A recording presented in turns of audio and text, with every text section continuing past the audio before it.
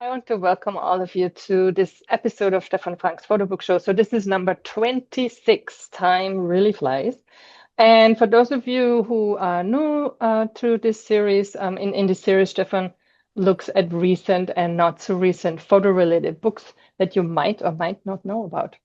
And this is part two of a two-part series called The Big Book. And today, Stefan will look at JH Engström's Dimma Brume Mist book. Yeah, for those of you who don't know Stefan yet, he is an artist and educator, and he lives in Germany. And he is teaching quite a variety of classes for us here at StrudelmediaLive. He teaches classes on surrealism and gestalt in photography, and he also offers a class that's a mentoring intensive, and many more. And I just want to thank you for joining. I'm Anja from StrudelmediaLive, and we offer live online photography classes and talks and scholarships and all kinds of different programs. And yeah, Stefan, thank you so much for yet another photo book show, and thank you all for being here. Have a good time. Thank you, Anja, and thanks everybody for being here. That was a good introduction because we are looking today at old negatives and making work from the plasticity of your memory. So interesting courses there. Let us jump right into the second part of the big book. For those of you who have not been there last time we've been talking about this here, which is arguably, if you want to put it side by side, it's an even bigger book. But this somehow there somehow seems to be a theme right now, that there are a lot of books coming out that are huge and contain an enormous number of images, and that is something that I took as an incentive to look at what is so special about this, about a big book. And all right, so now you can see my screen. Yes, we can. Okay, great. Okay, the big book. Let me start with something on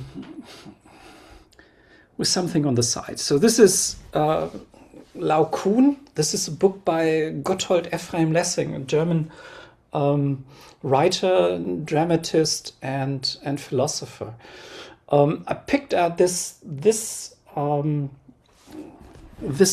here because it was the first one who talked about this one. So this is from an age before there was photography, before there was this enormous amount of visual culture that we live in right now. And the interesting thing about this book is that he talks about the whole time about this one artwork. This is Laocoon. This is a sculpture that resides in the Vatican Museum. It goes back to a Greek mythology, and the whole article is about this sculpture. And Lessing talks about, he said this about this: the criticism has partially corrupted even the virtuosos themselves. It has generated a mania for pictorial description in poetry and for allegorical style in painting, while it was sought to render the former a speaking picture without really knowing what could and ought to be painted, and the latter a mute poem, not having considered how far general ideas are susceptible of expression without departing from their proper end and without falling into a purely arbitrary style of phraseology. So when you looked at this one, that was basically the first time that art theory looked at the idea of a medium, that an artwork is dependent on how it is formulated, that there is a difference between sculpture and painting, And drama and all these kinds of mediums that transport an idea or transport an artwork, they have different rules to them, and they can do different things. And what Lessing was interested in, what can they do, and how does this medium change the way what can be done here. And this, of course, was 1766, so that was very early. That, of course, found took a different turn in the 20th century when these kinds of ideas about thinking about the medium, how ideas are presented, how messages are presented, came into the center of attention, like this from Marshall McLuhan, who said in 1964 that the medium is a message. So the idea that the medium, the way that you transport ideas, is completely changes the narrative completely. And Lessing at that time was interested in the limits of painting and poetry. So what can it do? How does it? What can it say? What does a sculpture do? What can a sculpture talk about? And what, more importantly, what can it not talk about? So this is the central sentence in his quote. So what could and ought to be painted? And of course, today we're not looking at sculpture, we're looking at photography. But this is, of course, interesting for us as photographers too. So what can a photo book do? What can it, how does it work, and what can it transport?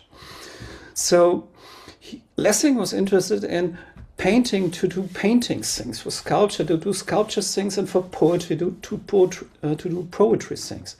And his criticism that he introduced was for sculptors to try to do poetry things, and poets to do painterly things. So that was his basic criticism here. So that sounds like a theoretical question, but it is not. So it is basically the question what belongs in the book and what does not. And for this it is important to understand what can a photo book do and what is it not able to do. And of course this is a question to find out what are photo book things. So what can photo books actually do? And as we're now in episode 26 of this, this is what the photo book shop is basically all about. What are photo book things and what are not photo book things? And this, of course, becomes more pronounced when the books get bigger. So when you have a small photo book, there are a lot of things that this small photo book cannot do. Suddenly you have this kind of a monster of a book, and the question what can it tell and what can it not tell becomes even more pronounced here. And basically this is what the photo book show has always been about. It is about the poetology of the photo book. So how does it work? What can it express? And how does it achieve its goals?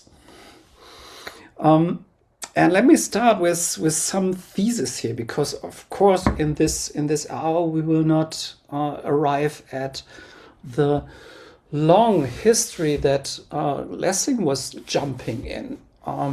We will not arrive at a poetology of the photo book, but it seems to be a kind of underdeveloped, which is understandable because when Lessing wrote his book, we were already looking back at a whole culture, a whole literature culture that goes back more than 2,000 years. So written words put into some kind of book and somehow transported through time. So now we are 200 years away from the invention of photography and almost as long from the invention of the photo book. So it's understandable that we do not yet know what a photo book can do. So let me try to start with some maybe controversial thesis, like this one. The structure of the photo book is a catalog. Of course, this is how we look at photographs. And if you look at an IKEA catalog that has shows pictures of furniture, that can be easily understood how a catalog is structured. You have a bathroom, and you know how where to put the bathroom pictures, and you know that when you have a kitchen appliance here, that the kitchen appliance does not belong into the bathroom section of the catalog. And so on. So you have these things, you have this collection of sofas here, and you have a collection of kitchen appliances, and you know that this gives you an idea what belongs into this section and what does not belong into this section. And if you generalize this, this is very often how photobooks are organized. So it is, of course, in the case of a catalog for furniture, it's very easy to understand. But when things become more complicated, the rules that govern what goes into this section or what does not go into this section become more complicated. So the order of things, how things are organized, becomes more complex, and it becomes dependent on the context where it is used.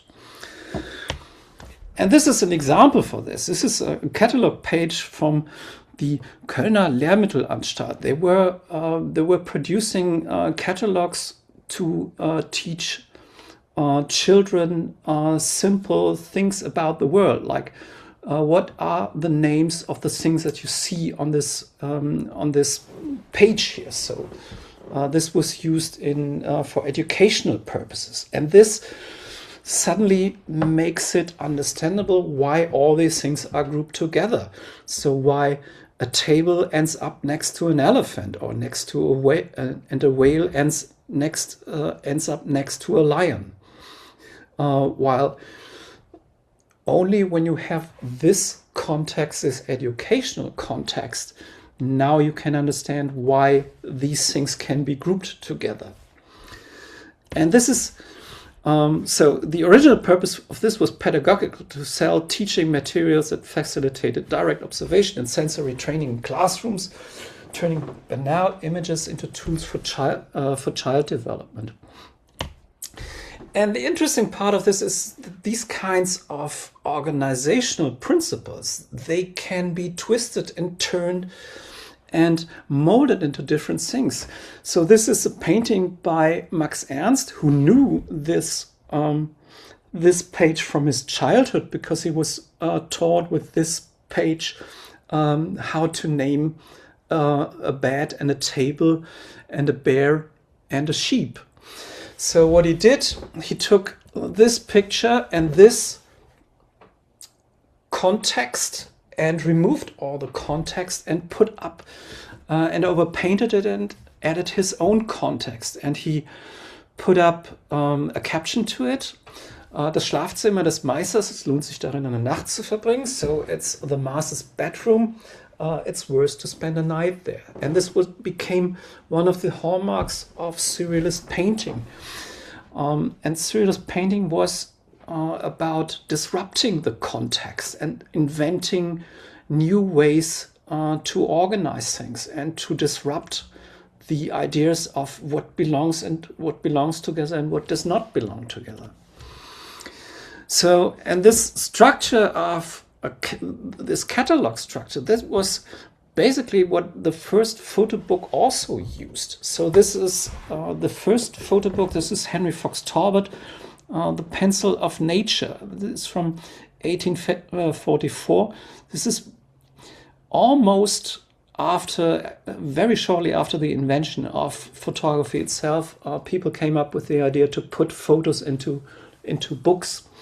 And if you look at the images in Fox Talbot's Pencil of Nature, it's very different things. So a lot of different things, like this broom in front of a shed, this sculpture that you see here. And what is the guiding principle here? The guiding principle is that everything is in here that could at this time be photographed. So there's a lot of still life in here. So, and Torbert was, for Torbert, it was important to show how faithful photography is able to reproduce tiny little details. So this is why he photographed these kinds of things. And he photographed this bookshelf to show you the technical limits and the technical abilities of this new medium. And this is the grouping mechanism, all the things that have tiny little details and that were lying around his house and were accessible to his camera at that time. And this is how this kind of picture ended up in the book. It ended up here because it was a bright day and he could go outside, and he made everybody stand still for some time to make sure that he could get his impression here right. So what is notably absent from this? A story is notably absent from this. The IKEA catalog, it doesn't tell a story. And with a story, I mean, it does not really have a beginning, a middle, and an end. So an IKEA catalog just has a lot of sections, and no section is more important than the other section. It does not tell a story. It doesn't have an arc. It doesn't have a development. And this gives you an idea on how to read a photo book. It is very similar on how to read a catalog. You can you look for the things that interest you, flip it up in the middle, read the section that interests you, and then put it back and pull the catalog out when you are interested in something else. That is one way to consume a photo book. And in this way, when we think about the poetology of the photo book, maybe the book part of that, the book part that suggests that there is a beginning and a middle and an end, and there is a temporal movement through the book that starts at the first page and ends at the last page, maybe that is somehow misleading, and maybe that is not a useful structure to talk about in the context of the photo book. It is interesting to compare this with the poetologies of drama or of books or of structure that have an explicit story. So we can even go back further back to Aristoteles, who had the idea, who talked about the poetology of the tragedy. Here he already defined things like a plot, the soul of the tragedy, understood as an arrangement of incidents that produce reversal and recognition. So you have a plot, you have character, you have the ideas that are expressed, the thought that are expressed in your tragedy, the diction, the style, and the language. A song, how you heighten or dampen the emotion that is in the tragedy. And he also talked about the idea of a spectacle, that you have to entertain your audience in a way. And maybe these kinds of things, maybe we find them in a photo book. Most important for Aristotle and for the structure of a tragedy is the plot. So the plot, for this, Aristotle said, it should be one complete, coherent series of causally linked events with a clear beginning, middle, and an end. You see that the idea of a story that was conceptualized way before the photo book even appeared on the stage. So the question then becomes, is that applicable to a photo book? And with applicable, I especially mean, is it applicable to a big photo book? So when we go back here, does it have a thing like this, a thick book like this, have a complete coherent series of causally linked events? Is it something that happens on this page? Is it somehow related to something that happens on the last page? And all this sounds very theoretical, but if you think about creating a photo book. Here is the question if that is a useful understanding of a photo book. Does it help you to fabricate a photo book?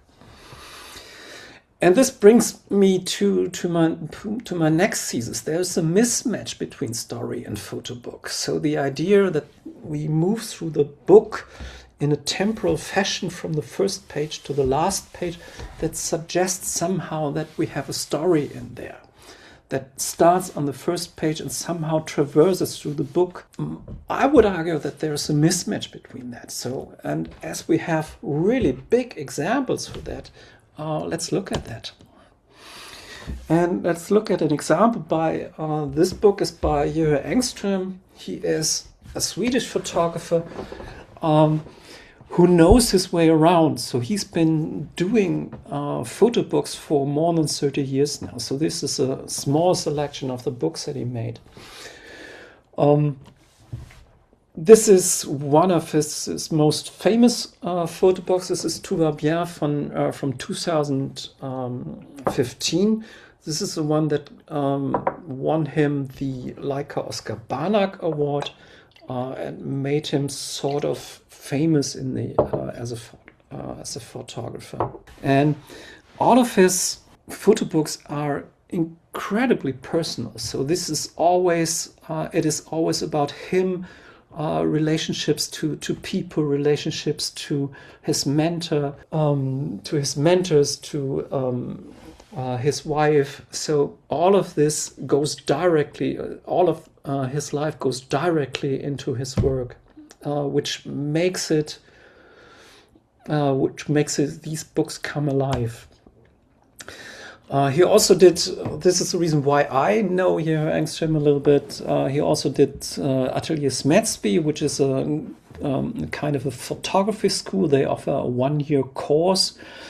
And I've been doing this in 2018. So this is how these kinds of things look. This is the reason why I have a kind of a difficult relationship to him, to Atelier Smetsby, because you see here that this is, it was an incredibly fun time. Everybody was having, everybody was enjoying himself. It was in Paris because JH Engström lives in Paris. And on the other hand, I was extremely tense at that time. So although everybody had a lot of fun, you see me there hanging around in the back, and I was clinging to this pole like my life depended on it. And I had a hard time enjoying myself in there because I found myself incredibly not being cool enough to fit into the scene. And I found that we had a lot of misunderstanding in how we conceptualize photography. And I'm still trying to figure out why we had so many difficulties in there. So this brings us to the book, and let's jump right in here right now. And just to remind everybody, so this is, if you remember this from the last time, and what I told about this one, this is different. So this is a different book. As I said, all his books are incredibly personal, and so is this book incredibly personal. And this is why I mentioned this idea of using old negatives. The whole book here is based on developed film strips that he had in his archive. So this is what you see here. These are scanned in prints. This is why you always find these kinds of marks here. This is a summary of 30 years of work, and the interesting part of that is that it is not only a summary of photographic work, but because of being always so incredibly personal in his work, this is also a kind of a summary of his own life. So the structure of this is hard to understand. I'm really struggling with loving and hating this book at the same time. The structure is always like this. It has these kinds of pictures in there, and then every third or fourth spread there is a short snippet of text, and I will read some of them to you. So this is, for example, when I recognize the smell of the mist at night. And it then goes on to show you pictures from from what I understand are 3 different places. And the 3 different places, they correlate to these 3 different languages that are mentioned here in the beginning. So this is Dimma, which is mist, as I understood it, mist on Swedish. This is where he comes from. This is Brume. This is mist in French, and this is mist in English. And these are the 3 places where these photographs come from. They come from Värmland. This is in a place in Sweden where he comes from. They come from Paris. This is a place where he moved when he was still very young and started his photography career, and where he's still living right now. And there are pictures from mainly New York, but also other places in the US, where he traveled a lot, and where you can see that a lot of his influences come from. So he was influenced not only from his mentor, from Anders Petersen, who was another Swedish photographer who you probably know, but also from people like Robert Frank, whom he also has personally met. And the pictures are always like this. They have images of nature that comes mainly from Värmland, from the places in Sweden. It has street photography like this, and it has pictures of his childhood and his youth in Värmland, and pictures of his personal surrounding. And this is what makes it hard to read, and I really would really interest me how you read this, because I have a different understanding of these kinds of pictures, because when you flip through these kinds of pictures, I sometimes recognize people. So I have a different understanding of this scene because I know her. This is his wife, Margot Vaillard. Then people who don't know this. There is no text here, no explanation in the book, other than these tiny little snippets that you see here in between. And let me start in the middle, because I said there is no beginning and middle and end in here, because these pictures are from different parts of his career, different parts of his life, but they are not shown in a chronological way. So just let me read this one here for you. This is my birth, my death, everything in between. And this is basically how I understand what the book is about. It is about his life, about his birth, his death, and the time that he spent in between on Earth. So, and it is interesting to put the explanation almost in the middle of this book. So you have to flip through all of this and read through all of this to arrive at this, what is some kind of an explanation of what you are looking at. The photography, it has a style. The style comes certainly from his analog origins. He's always been photographing analog. He picked up a phone lately, but what you see here, as I said, all of these are analog prints that he made. He mostly made them himself. So they have these analog aesthetic here, the analog colors, this kind of flash photography that you see here, and a certain feel to them, and they have a kind of a patina to them because they aged just like he aged at that time. How are the texts connected with the pictures? This is a question that I posed myself.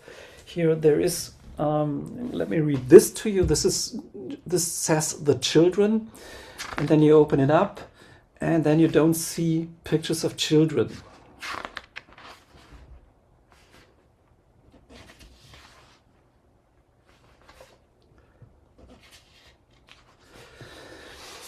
So somehow these titles suggest some kind of framing for what is to come, but the relation is not that direct.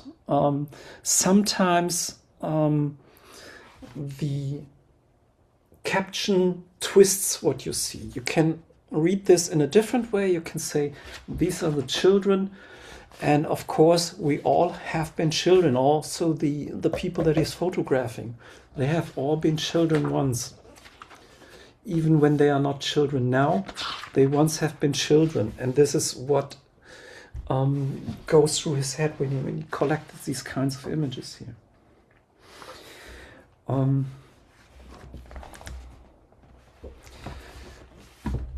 It is indirect in a way because these kinds of captions, they resonate later in the book, which makes an incredibly complicated structure to this, because you see the children, the ideas of children of different ages being in the book that reappears at different parts here. Like you find pictures of children where you don't know if he has any actual connection to them, or if they are just random people, or if it is if they are pictures of his youth. There are children here, but there are also his own children that appear in the book, like this one. You always try to figure out what you are looking at. Is he related to them? Are these his children? Are these relatives when they were young? We don't know that. There is no information about that. And this is what makes this whole book oscillate, because you have no idea where everybody belongs. And this is heightened by the fact that he's photographing strangers on the street. This is when he goes out of his studio in Paris. He can just, he makes a lot of pictures right on the street where he lives, or in the places where he goes to. Sometimes these pictures are really hard hitting here. So this is one of the pictures where that really resonated with me, because the whole book is about, as he said, my birth, my death, and everything in between. So this is interesting to see when he photographs people at different places in their life, when they were very young, or when they're in the middle of their life, or when they are near the end of their life. And this is the interesting part of this, so that you see all the ages, being young, being in the middle age, being old. This is a man looking back at his whole career and at the different stages that he went through. Sometimes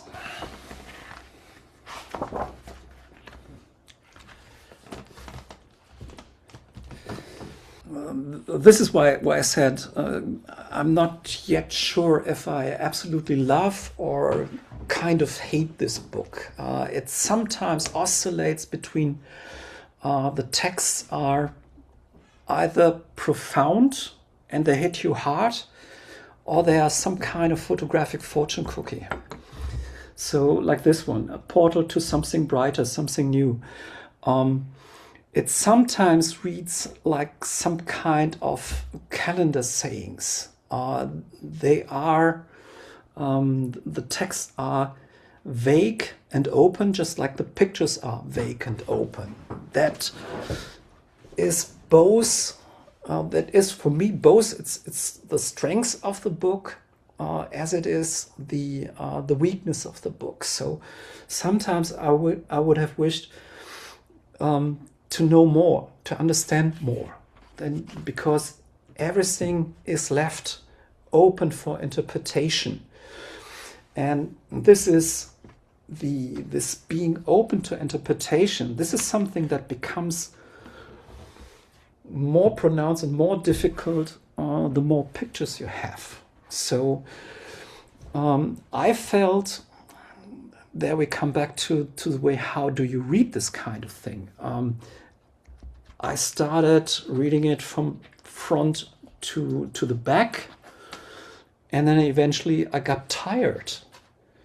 And then I understood, okay, I can just jump in and read for 10 pages, and then I dropped the book again. There are these kinds of double spread that are really hard hitting. But on the other hand, there are so many pictures in there that eventually it can get boring. It becomes kind of a thing to mix always the same. These street portraits of strangers, these vague pictures that suggest some kind of hiding in there, and then ending with something that could be either deep, very deep, or very shallow, and both at the same time. There's always the other, whoever that is. I understand that, I get that, but sometimes I think, what is it now? So tell us a little bit more about that, and don't leave us all these kinds of interpretations to us. But this really ends you with, it depends on where you are in the day, what your mood is, if this book hits you really hard or if it just leaves you cold. There are these kinds of pictures where sometimes it really hits me hard. So some of these pictures are just really fantastic.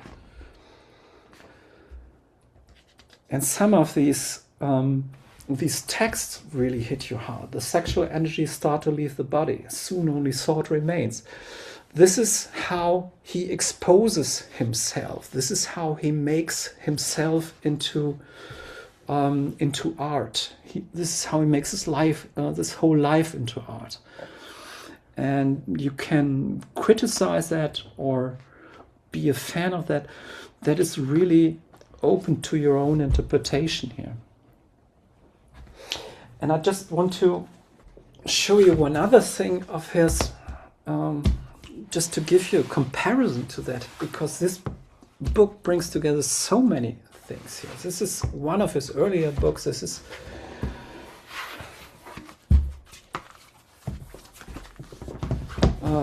CDG to JHA.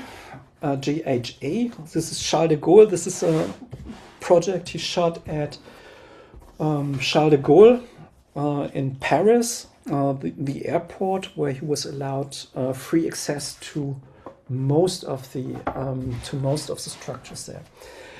And this has, compared to this one, to this big book, that has a much tighter structure, and it is definitely not about him, because it is about this place, and it is about Charles de Gaulle, and about an airport, about leaving, taking a plane, and leaving and arriving. And this very often feels like a movie when you flip through this. And this very definitely has a much tighter structure. But you see that his trademark of this muted this muted negative that has started here and found its eventually found its way into this big book here. It contained these abandoned structures. There are, except for the last pages, there are no people in here, which is very different from this one, which is filled with people that are close to him, people that he knows, but also total strangers that are in here. Here, there's no one in here. If you have seen La Jetée by Chris Marker, that often reminds me of this book. And this also contains really great images like this one. It's a very strange way to do color photography. This is very different from, for example, Eggleston or from Harry Gruyère, who have a very different approach to color photography and his muted colors. This is it's a very unique approach here. And this book has a very clever ending here. It ends with this sequence here, which is of course an arrival sequence.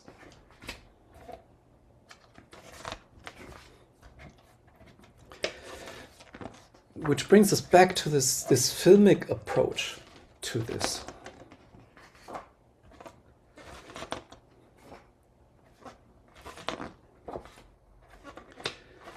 And this is just a super. This is just a great sequence that he has here in the end. But this is a much tighter structure than Dimma Brume Mist to them. And taking these two together, it's hard to believe that they come from the same person. And this is somewhat of an outlier in his oeuvre. More of his books are like this here. Which brings us back to where we started. So how do you read this? As I said, I read this piece by piece, and sometimes when you put only the text next to each other, then I sometimes think I'm not doing it enough justice. So this is one of the few books where I think, maybe you should spend more time with it, read the text properly, try to piece it together and try to find out about this connection. So this is one of the texts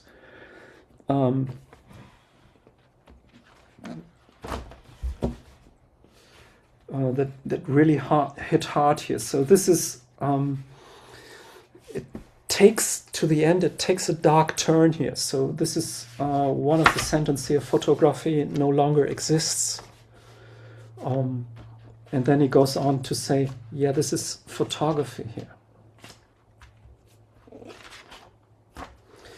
So to sum this up, I don't know where I am with this book. I'm oscillating between love and hate. I'm oscillating between understanding this book or not understanding this book.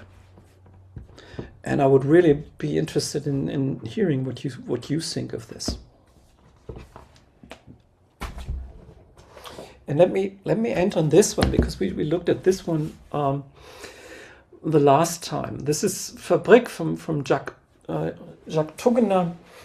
And I just bring this up because another aspect of this is when you make a big book like this one, you have to live with with some kind of inflation of the image.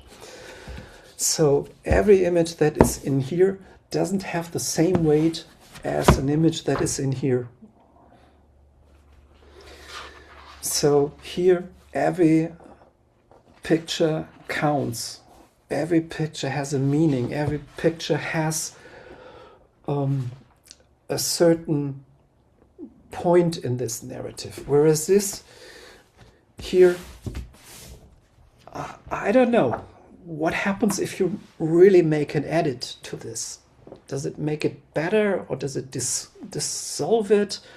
It comes down to the question how your memory works. So maybe this is closer to how our memory works. It stores these kinds of random pictures like this of a guy running over the street, and it just stores these kinds of moments, regardless of whether it's a good picture or it's a bad picture. It's just the fabric of our memory, and not editing seems to be the structure of this book here.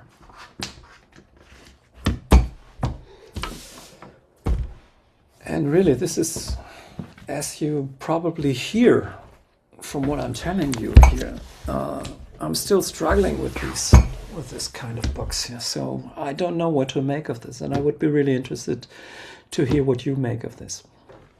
I put the link to the book into the chat. So the publisher is Void, and yes. For those of you who were asking, it's in the chat. Yeah. This is probably the other thing to say about this. This is Void, and this is probably a book that you want to do with Void, because it you have a lot of compromise with these kinds of books. So you cannot use the thickest paper here. You cannot use the same paper than Steidl is using for this one, because otherwise it would be too heavy. It also would be too expensive. You see here, this is an almost new book. It already starts falling apart. So it's a paperback, basically.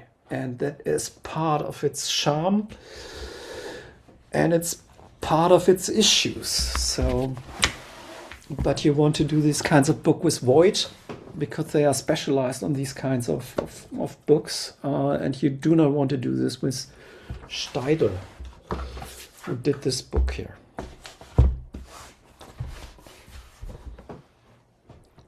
I have one question, if I may ask. Sure. Yes. Because you have such mixed feelings when it comes to this book, I'm wondering, why did you buy it? So what triggered you to buy it? That's an excellent question. I have of course mixed feelings about Year. So I dearly love him. I dearly adore him. He taught me a lot, and we fought a lot. So I'm always keeping an eye on what he does, and he's a great photographer. If you look at some of the pictures in here, they really hit you hard. So they really have a tangible feeling to them. And this is why I was interested in where is he? What does he do? It is some kind of a summary of his whole life, of his life's work. And this is the reason why I wanted to have this. And I always struggle with him, not only because it is so thick, but also because of his approach to use his own life as a material, which is probably part of our discussion there. Because I have a different approach of photography. I'm closer to these kinds of books than I am to putting all my life onto the line like him. But maybe this is what he would say. Yeah, you're just afraid to do that, and maybe he's right. Yeah. Arsh was asking way back in time, did the first photo series originate in a book or an exhibition? That was about the history of photography when you were giving your introduction, Stefan. The Talbot. No, that was actually the first photobook ever. So Henry Fox Talbot was he had a competing way to make prints. And he wanted to. He made the first photo book that was commercially sold. So that was not an exhibition. That was really. I do not even know if there ever came an exhibition out of that. But that was really a photo book. Karim is asking, if the CDG book is, he says it's very interesting. The photos in that book had some sort of color cast or overlay. Do we know what he did to those photos and why? I have no technical specifics about that. I can only speculate here. I think a lot of the pictures are underexposed and then pushed to bring something back. So this is the reason why all of this is so, all of these colors are so muted. So there's no harsh light in here. So even something like this, so this doesn't have a lot of contrast. It's just a, I assume it's just a regular color film that it used, and unexposed it slightly, and yeah, and then printed them like this. And Stefan, when you say that you and he fought a lot, was it what were the issues? Was it mostly he wanted you to become more personal in your work, or was there? Basically, it's about this. That's a good point. I'm still asking why we fought so much. It's basically about this here. So these kinds of texts here. All of us artists on our high horses, which is a good text. But I often had the feeling, okay, it stays on this level, on this surface level. And I was more into going deeper into the theory of photography, and into looking how a photograph works, and not in exposing feelings in a way. So I find a lot of these photographers is very exploitative. It exploits its own life, which I think, of course, then makes it okay because he also has his consent. But it has some vampiric aspects to it, which I do not really want to go in. Christine has a question. Why don't you speak up? Yeah. So this may be too simplistic, but do you think you can also read this as an old person's book? I mean, it's his sort of commentary without caring what, he's going to put what he wants, and he doesn't have to make it transparent anymore. That's a good point. Yeah. It's both. It's there is, of course, you have to be a famous photographer to make such kind of a book. Yeah. So if you're not famous and you go with this to a publisher, the publisher says, I can't print this because I can't sell this. Right. Because you already have to have a name to be able to sell something like this, which is at parts incomprehensible, not understandable, not followable. And then there's probably the other aspect, as you said, there is a kind of freedom in that to say, oh, I don't care. You don't have to understand it. I don't need to tell you. Well, and that could also relate to the mist in the title too, in a certain sense, about getting old. Yeah, I don't need to tell you who that is. You do not need to understand all the questions, all the emotional baggage that goes into this. And this is probably the reason why I struggle with this so much, because I know some of the stories behind that. So I know some of the people that appear in there and what happened there. And that makes me feel a little bit uneasy about this. But of course, you're right. There's an immense amount of freedom in this book. Go ahead and speak up, Arsh. Yes, Stefan. Hi, So Ash. I had a comment rather than a question. So I had come across an interesting article by Jörg Kolbert from CPH Mag. It was called a taxonomy of photo books or something similar to that, and therein he like describes or lists a bunch of ways in which photo books are made, and I think he covers, I think, books like this maybe, and like a similarity which I found is like a book in terms of a book is Rinko Kawauchi. If you have seen her books, where Illuminations. there are a lot of pairings, and I think pairings are then put linearly, so or loosely put into a series. And so York, I think, describes this as the uh, poetic photo book, and so I think at least there are the pairings which say something, and then they are loosely placed. So like just feelings,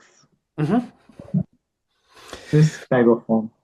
Yeah, this is the reason why I started like this, because this is what I've been thinking about for some time, because this is the form of a photo book suggests similarities to non-photo books, to storytelling, and we throw this around quite casually, the idea of storytelling. So we use photography as a storytelling tool.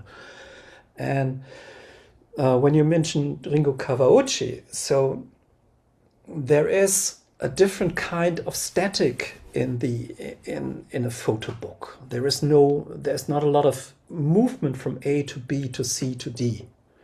There's a lot of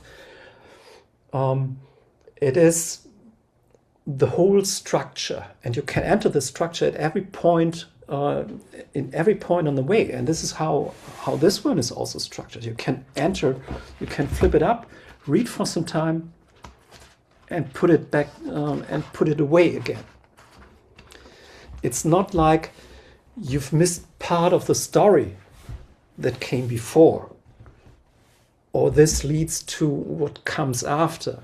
It's a different it's a different structure than a thriller, for example. So you cannot start a thriller on the last page, because the last page gives away who killed, that the butler was the killer. So this is not how photo books work, and still they share a lot of traits with the book, of course.